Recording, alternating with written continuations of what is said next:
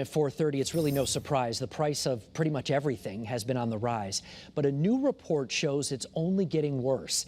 Numbers released this morning show consumer prices jumped 9.1% in June, the largest increase in 4 decades. And a look inside the numbers shows the cost of rent rose at a rate not seen since 1991. Prices at the grocery store saw the largest one-year increase since 1979. And you know this, gas soared nearly 60% in June. So it's not a good situation for a lot of things. Joining us this afternoon is Derek Mazzarella, financial advisor with Gateway Financial Partners, breaking down all these numbers for us. Good to see you again. Thank you for being here. Thanks for having me. So the inflation rate for June was what, 9.1%, which is up from May's 8.6%. What's Correct. driving this right now? The big driver is going to be the energy prices. Just from May to June, the gas prices increased 11.2%.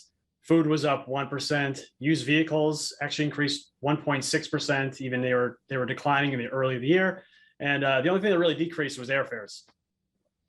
So I guess you can go on vacation.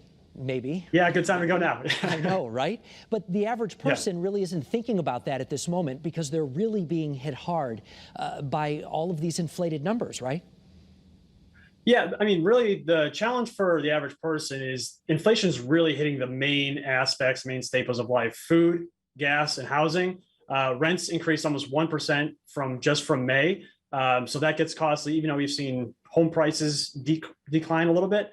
And then secondly, this means that the Fed's going to keep their aggressive rate increase schedule. So the cost of borrowing is going to continue to go up for folks. So when they're looking for a mortgage, maybe they're trying to borrow money from their home through a home equity line, or trying to get an auto loan, for example, the cost of borrowing is definitely going to go up for those folks.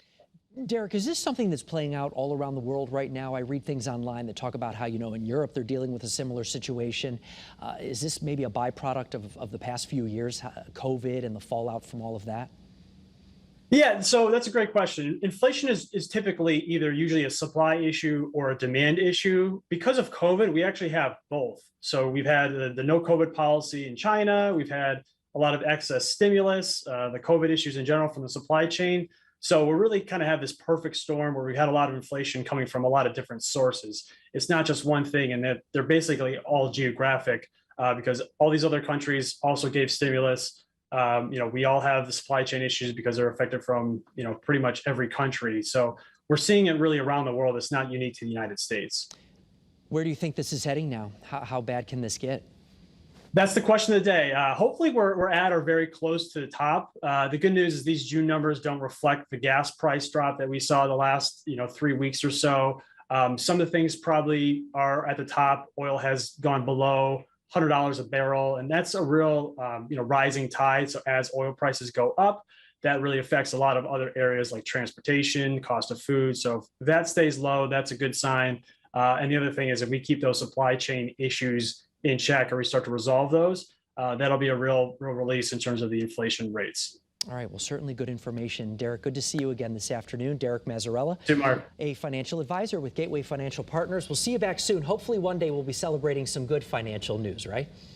Yeah, we need some good news. Yes, sir. Yeah. Take care. Sure.